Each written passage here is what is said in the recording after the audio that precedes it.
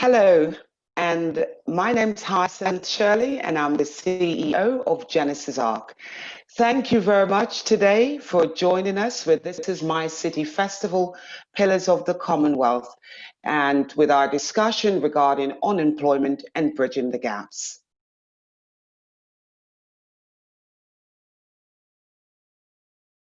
Trying to move this to our next slide.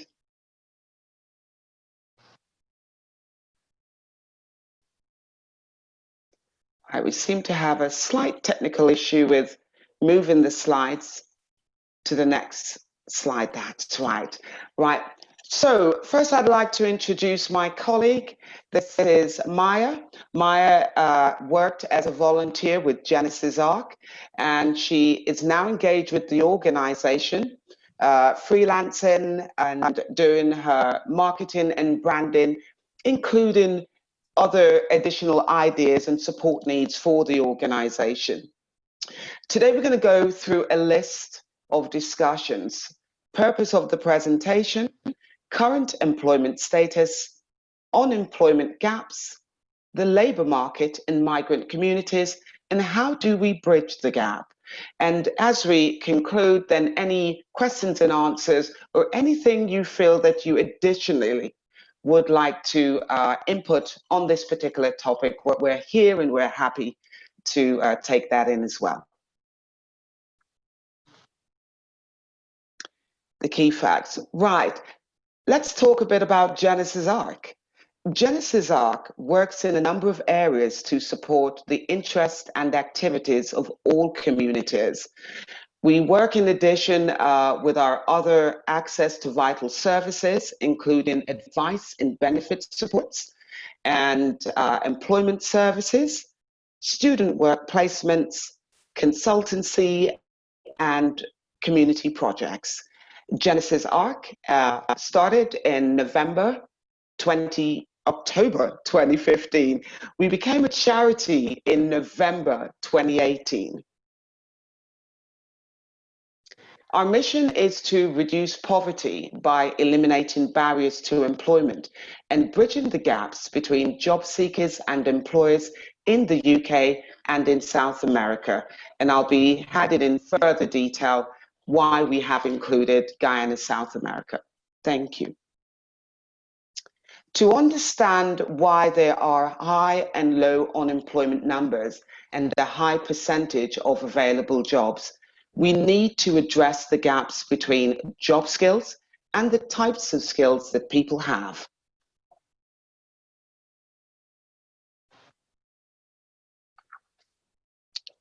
Right. What is unemployment? Unemployment is defined as not in education, employment, or training. So that's one of the first emphasis that we'll cover. Let's look at some facts right here. This graph of the UK unemployment shows 3 periods of high unemployment. This is from 1980 through to 2012.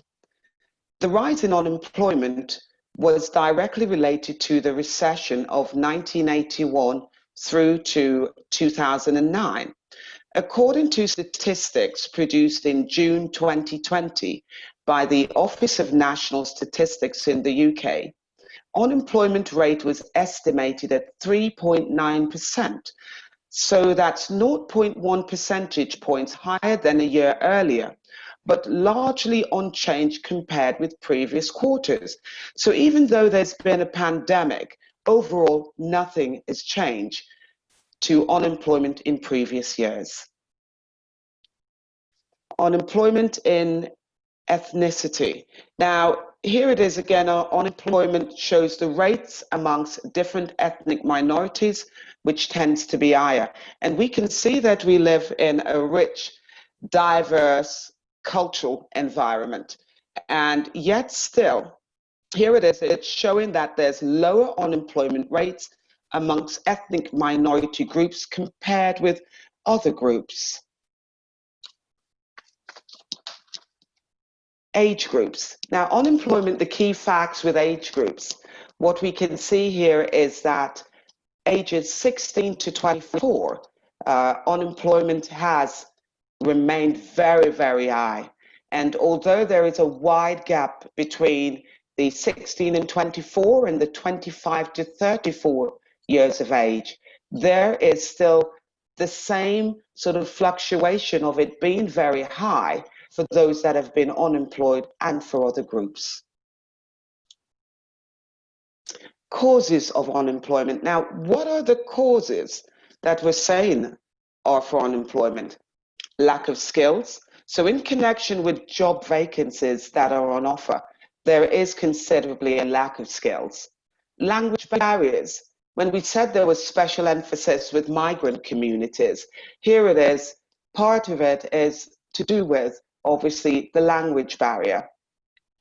Personal cultural reasons. Again, for personal cultural reasons, for those that can see a lot of work environments is male dominated. I mean, what this does then is exclude women who come from certain cultural groups and who do not want to work in a male dominated environment. Health issues. Now, there's been a rise in health issues across the board amongst different ages. And yet still we have in Birmingham what we call the Disability Charter. A number of organisations have yet to adhere to this charter and to prove to us in society that they are utilising the accreditation that they've taken up, that they will accept people with health issues within their workplaces. Human capital. Now, this was quite an alarming one for me, even when I was doing our research. Human capital has a major influence on the chance that an individual is employed. And this has to do with the skills and experience that a person can bring to an organization. So even if you have come from abroad and you've studied and you've got a particular level of education, if you were, for instance, a farmer and you came to the UK and you didn't have a certain height of language skills and to do with your studies and skills and experience, then you would find it very difficult to find work. So what organizations are doing, they're accepting individuals who they feel bring a wealth of skills and experience where they can inherit, obviously, better from them within their organizations. Diversity and inclusion.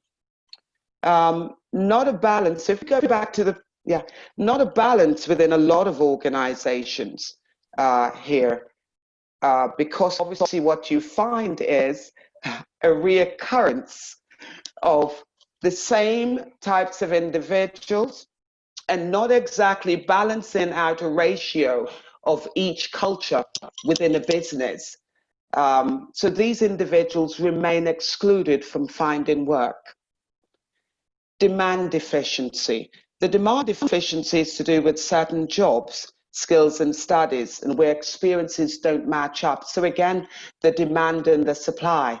Organizations have a demand for workers, but yet on the supply side, where the skills are, they don't have the skills to match up with those particular jobs. Our next slide, please. Types of employment. Now, as I was stating before, we looked at the demand deficiency and the supply side. The demand deficiency, high interest rates, global recession, why an organization can take on a lot of workers, negative multiply effects, and financial crisis. But here we're going to look at the supply side. And on the supply side, the frictional unemployment is that types of voluntary unemployment where individuals who choose have to wait until they find a better job. So it's kind of a choice why it's frictional.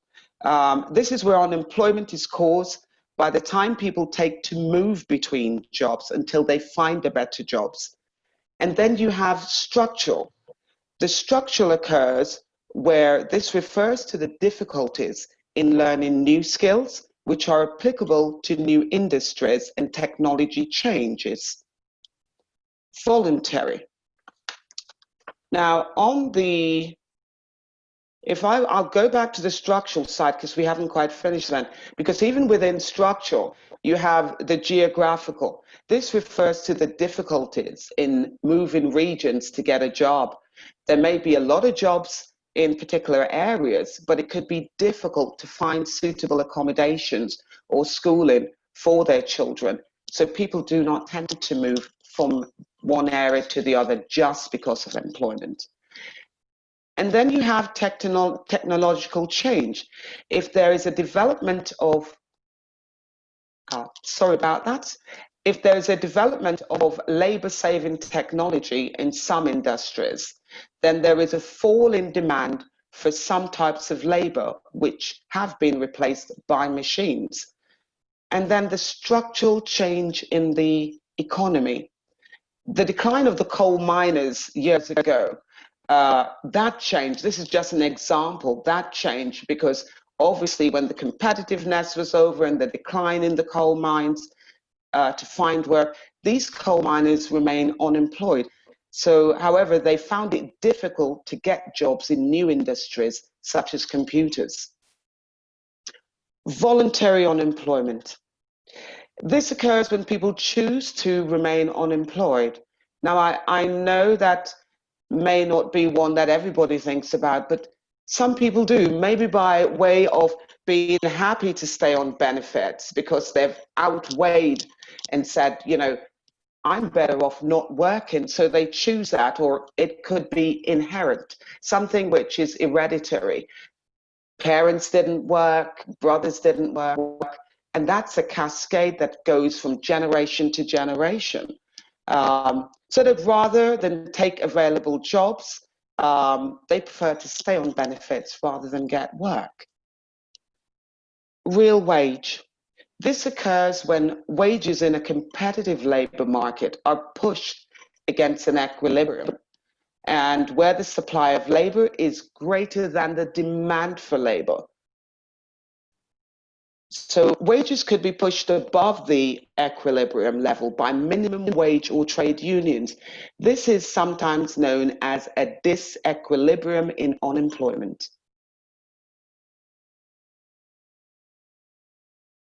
So why is unemployment in migrant communities so high?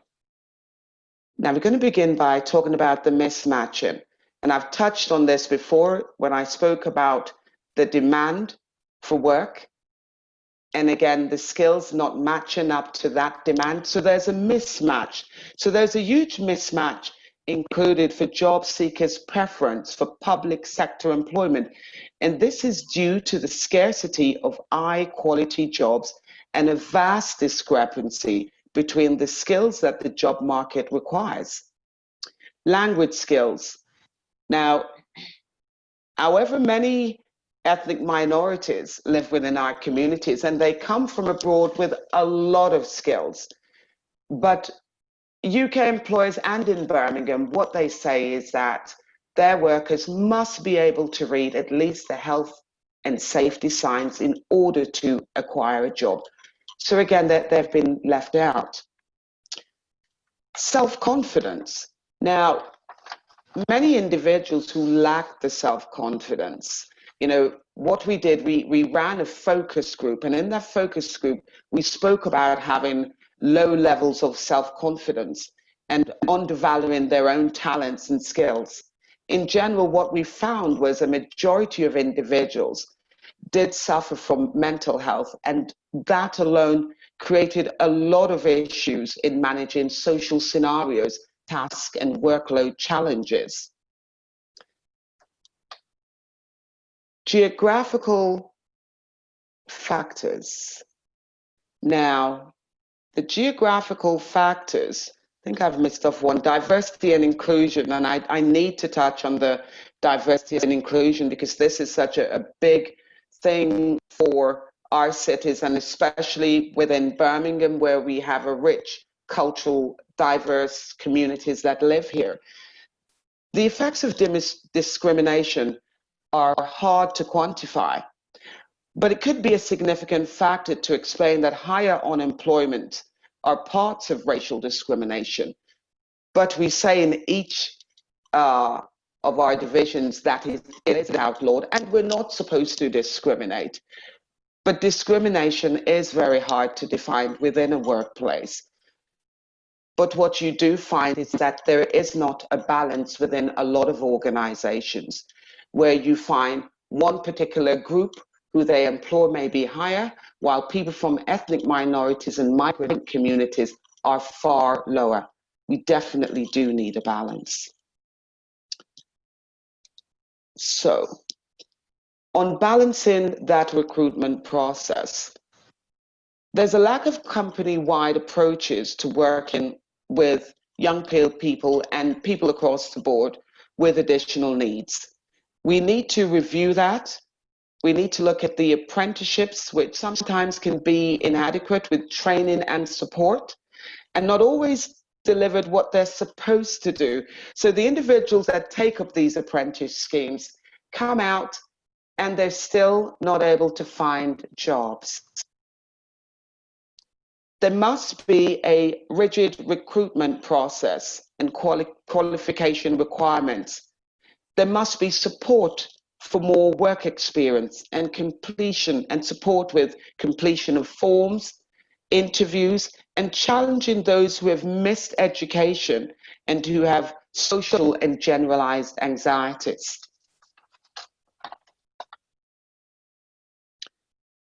And again, going back to the demand and supply, their employers have a demand for the types of jobs that they're offering.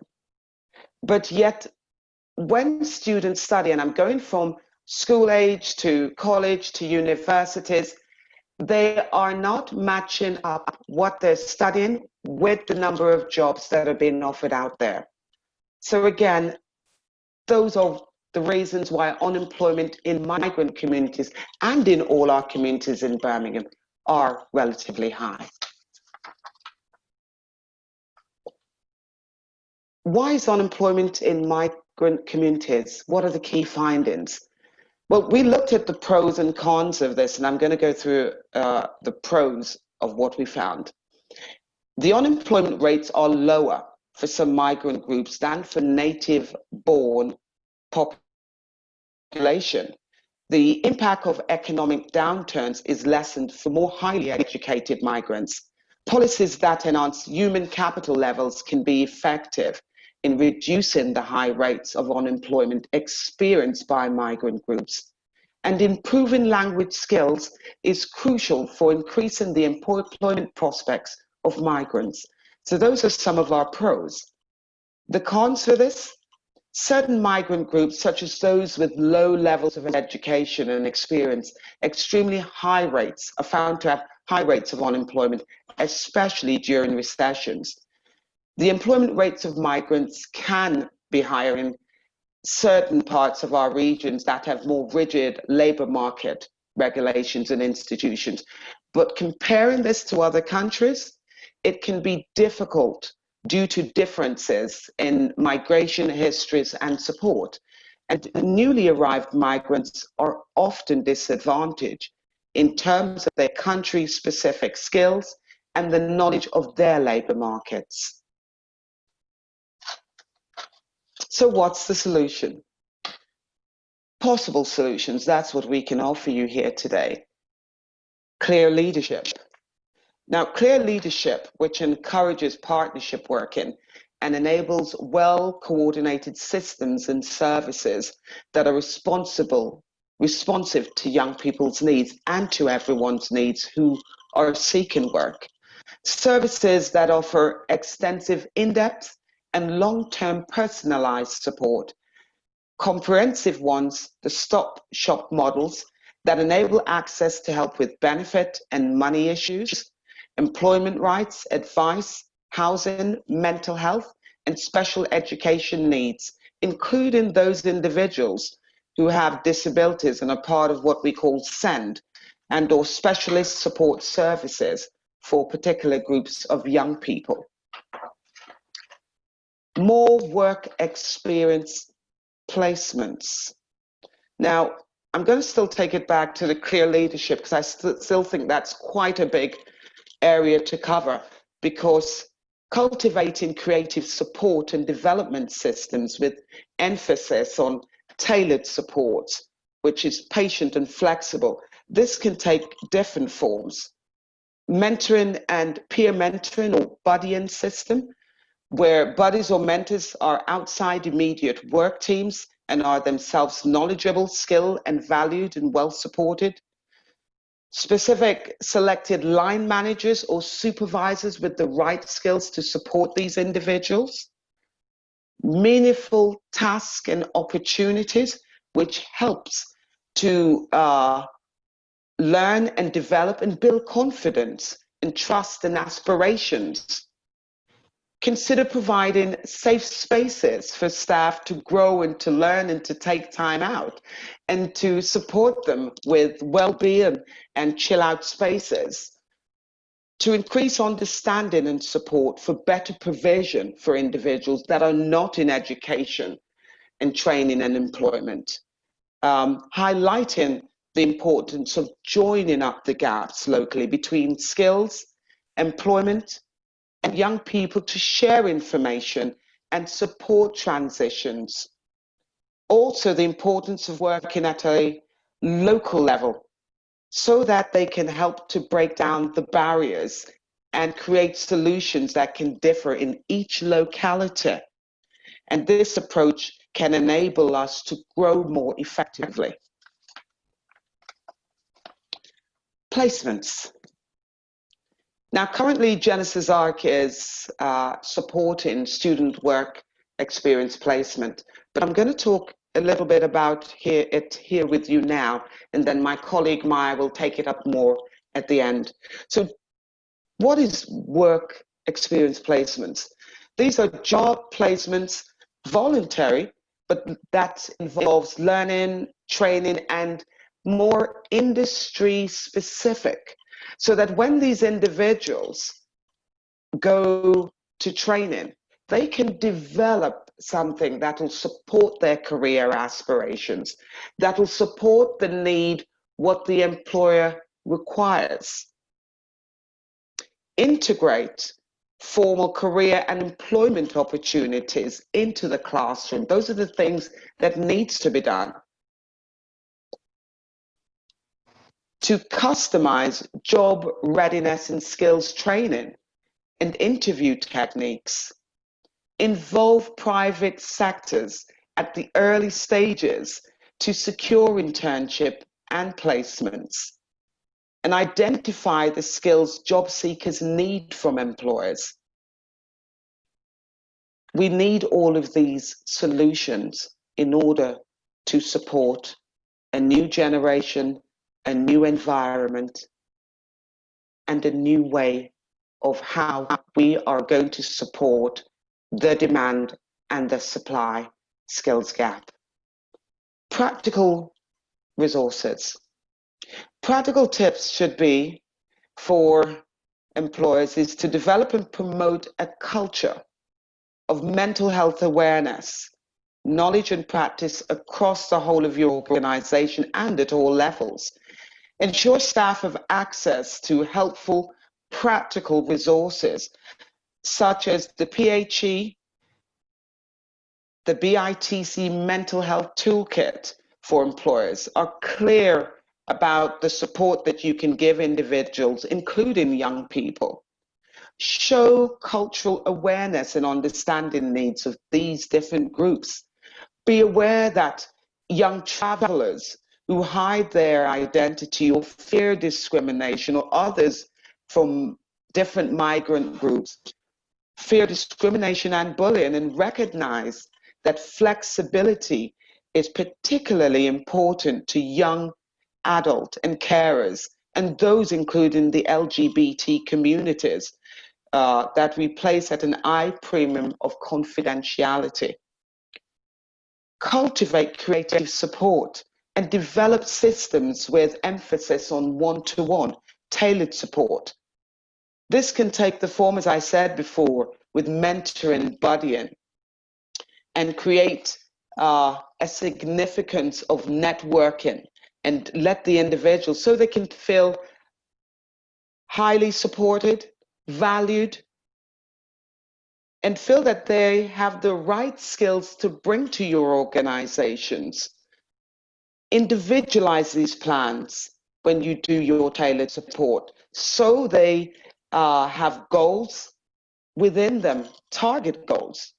Ensure that these tasks that you're giving them are meaningful to their aspirations, to what they intend to do when they're going to leave any type of training or education. Consider providing safe spaces for staff to take time out so that they can be able to contemplate what they have learned and come back within the workforce and be able to feel more inspired about what they have to give to that organization. Improve mental health awareness within your services through training and collaboration with specialist local organizations who deal with mental health. Develop staff roles. So even developing staff roles with skills and qualities, we can work flexible and sensitively, even from within restrictive services and policies. Take, for instance, some young adult carers who have positive experiences, and they can cascade that into particular work that they do. So they've learned that from within an home environment that they can take out into the working environment and be able to take on further training so that it can support themselves and support the service users who they're looking after. Access to work sessions for young people or for anyone else, such as assist cafes at job centres, that can provide more support to these individuals. Talk to these people who are out of work and feel that they need more support, but nobody's listening. We do listen to you, and here at Genisys ARCt, that is something that we have in the past years have done with all individuals that have come to our organizations, is to develop our staff and support them by listening to their needs. So, who or what is responsible? The individual. It is up to us. It's up to us, the individual, to ensure that when we begin our studies, that we are looking at the need in our communities. What are the jobs in our communities? What's on offer? What types of skills are we going to come and say to these organizations that we have this particular background, this particular training to acquire that position? It is also up to the educational institutes who develop these curriculums to discuss with employers, what is your need? How can we support you? How can we support the students who want to support your organizations in acquiring the right skills so that after 3-4 years, they're not placed outside on the job market and find that they have skills and there's no jobs around that they can take up. And also the government. The government needs to sit down and look at their policies and talk to these employers, talk to the educational institutions, and make policies that support individuals for more industry-specific learning. Perhaps this is one way of supporting individuals.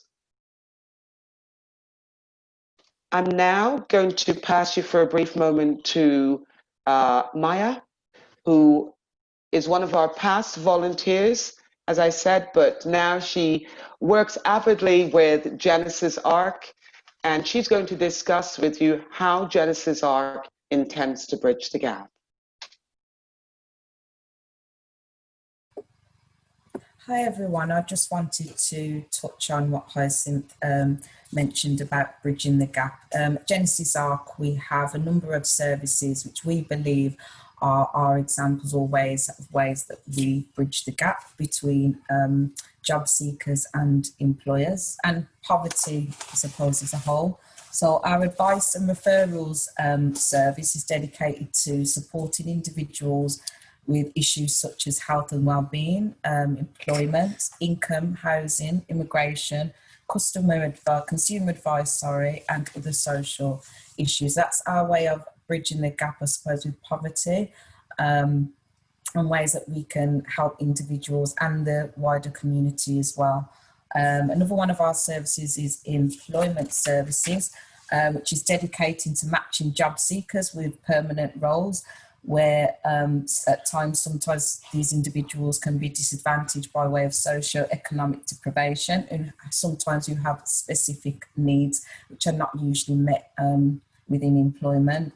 Our student work placement service is dedicated to matching students who are seeking work experience in the fields that they're studying. So what we do there is match up students with local industry expert businesses to give, obviously, the student work experience and the organisations to also benefit from having the opportunity to train young people into the world of work. Our consultancy service helps organisations to focus and expand on their services they deliver. And our community projects are based locally for the local community. Our last community project we had last year was quite successful, where we had a programme matching volunteers with employers so they could get on the work experience as well. So these are our services, again, are another way, our way of how we bridge the gap between job seekers and employers.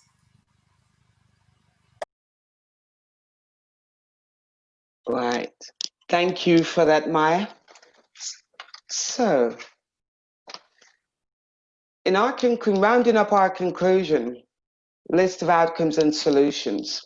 Now, I'd like to discuss with you very briefly, companies need to be more transparent about the types of skills that are needed.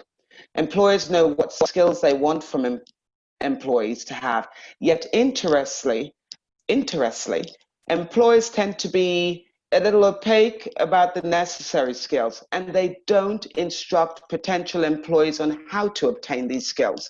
Again, I feel that is something to do with education and training institutes.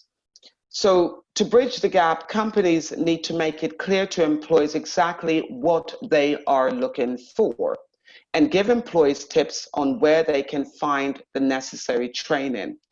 Obviously, within our communities, there's career guidance and work experiences. This also needs to be restructured. And I shouldn't say a great time, because we're going through, obviously, the pandemic and what we're still going through, and still a lot yet needs to be uncovered. But it is still a good time for us to restructure how we're going to develop new ways of learning and supporting individuals about what types of jobs are out there, and getting those who are unemployed to look at the job market in a very serious way. So many employers we know would like to hire more disadvantaged individuals, but we need to help them unlock their potentials. In order to do this, some businesses, as we know, will require financial support. And again, that is something that does have to be discussed with whether funding groups, government, to look at their systems. I know that currently the government are supporting colleges with what we call technical qualifications, and that's industry-specific learning, which is a great way for students, rather than in our days, I should say my day, where we went into an environment for work experience and we didn't particularly learn a role. We were there to support a role. So it's about looking at the practical resources that we have around us, and develop more development of staff roles. I'd like to end here today on the fact is we need to attack the root causes of poverty, as I feel this is the only way we can truly break the vicious cycle of unemployment and bridging the gaps. And jobs are not only essential to this quest, but they are also a powerful tool in the hands of individuals who are ready and eager to change their lives. I hope that everyone will support that. Thank you. Thank you very, very much, Hyacinth, for this very detailed presentation on what is going on in the unemployment market. And given that COVID-19 has just, it's still ongoing, it hasn't gone anywhere. This is a really, really big thing that is being talked about now, with jobs being cut and people being furloughed, and an adjustment to the new normal. If there are any questions from participants, now would be a good time to throw them to Hyacinth and to Maya to get answers. But I do have a question myself. Based on the fact that we have moved towards this new normal, what kind of skills, or what is your Genisys doing to accommodate the move to this digital era? Like, it was going to come eventually, but COVID-19 has hurried it up. And what are you doing to accommodate this new move to the new normal?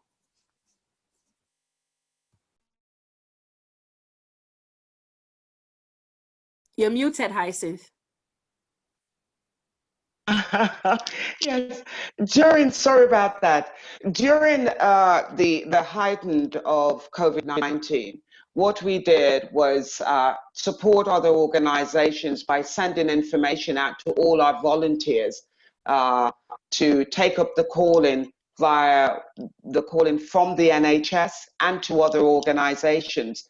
But what we are currently working on now, in partnership with a number of colleges, is student work placement.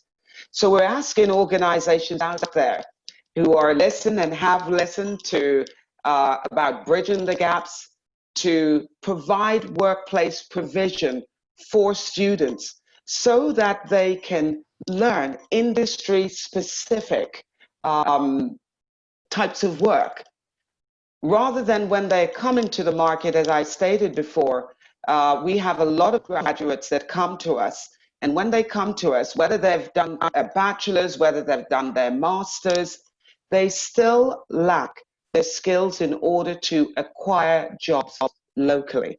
So jobs that are advertised locally do not fit the bill for what students are coming out of university and colleges with. And we need to take sight of that. Given that you said that there's a mismatch already, which you talked about, is it a problem with HE not giving students employable skills, or the job market's not, you've already talked about the fact that the job market is not just about the kind of skills that are relevant. That's right. What's the solution to this, bridging this gap? The solution to bridging the gap is always either, I know there's a lot of individuals out there who have volunteered, and I've spoken to a lot of volunteers also who never thought they wanted to do that because it's labor without pay. But what you do get is the training in a specific industry that will get your foot into that door. Whether you have other skills, there's always something new to learn within any organization. I remember my time, and this is why the emphasis was based also on migrant communities and our support in Georgetown, Guyana, South America. When I came to the UK, I was one of those migrants who came, who had skills, who didn't speak particularly very clear English, and it was quite difficult for me to find work. Although I had worked in South America, it was quite difficult to find work here. But what I had to do was take up volunteering with an organization, and during my studies, take up the right work experience. So I was able to go out from there once I finished my course and study, to go out there and acquire the right job that I wanted to do. There are also a number of, and I should say majority of young people that we speak to who want to start their own businesses, and they don't know how to start. Now, in my early years, I used to direct these individuals to specific organizations who are out there who are saying, we're here to help. There is no hand-holding.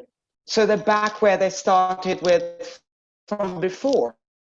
And we are saying, if from the beginning that there are organizations who set up and say, we are going to support you. We're not just going to support you with setting up your business, but we're also going to support you with acquiring the funds for your business.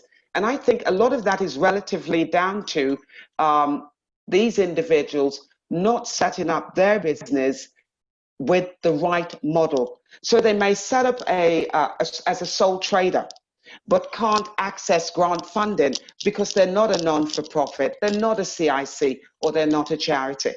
So that it becomes a very daunting cycle for these individuals who have so much aspirations, but there's nobody there willing to give them a hand.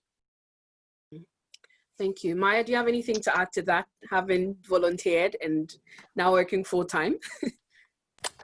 Hi, yes, I mean, when I initially volunteered with Genisys ARCt, it was to support a community project that was funded by TNL, the National Lottery Fund, to help as part of the marketing and publicity, which again I enjoyed. It's my area of work, but I could see that there was potential for me to do more. So what Genisys ARCt have actually done for me is kind of open doors where I can expand my services, because in the design industry you find that the average or the demographic is white male in their mid-40s. You don't really see people that look like me on the design judging panels or in senior design roles. So for me, for my opportunity, it's been great really, because now I can, like I said, I've looked to expand my services because of the opportunities I've had at Genisys ARCt, being able to look and see what's needed and put things in place where I can now kind of expand my services, where in the future I would like to take on staff and give employment opportunities also. Yeah. Thank you very much, Maya. One last question before we go in 4 minutes. Do you think there's still a problem with viewing white collar jobs and blue collar jobs, and you know the gap that it creates for everybody or students that are coming out of university now to feel like I need to work in an office by all means, and I need to attain a certain level of potential with regards to, I mean, working in an office and having a white collar job. Do you think that's also the cause of, I mean, one of the issues that is causing unemployment, or is a factor as well? For me, the factor is... Right. For me, the factors are obviously that individuals come out here and the expectations are pretty high, and you really cannot blame them in relation to when you're studying for 4 or 5 years and you come into this environment, and yet there isn't a balance in a lot of organizations regarding the individuals that they take on. So you may find that within one particular organization, there may be a community of, whether it's Bangladeshi, Pakistani, and then you'll find there white Caucasians, especially when we're talking about the white collars. So what they need to do is balance that out so that within those industries, there is the cultures, the different cultures, to reflect the communities that they're supporting. And open that door. Open that door. You'd be so surprised what our young people or what older young adults have to offer. Just like how Genisys ARCt found with Maya. So much potential, so much to offer. And we've supported a number of other individuals like Maya along the way, who have now gone on to gain meaningful employment. Yeah. Thank you very much, Hyacinth. This has been a really great seminar. And I mean, unemployment is a hot topic now. And it's really good to have this and know that there are organizations working in the background that are helping to alleviate all of this and, you know, get people back on their feet, support young people, and, you know, just make a difference in the community and in the world of employment as a whole. So thank you very much, Hyacinth and Maya. Thank you. Genisys ARC, right? And Yes. the recordings will be up online on our This Is My City page. So you can, on our YouTube channel, so you can share it to other people as well. And yeah, for them to catch up. Thank you so much. And thank you for joining us. And have a lovely rest of the day. Thank you. And the same to you. Thank you so much. Thank you. Bye-bye.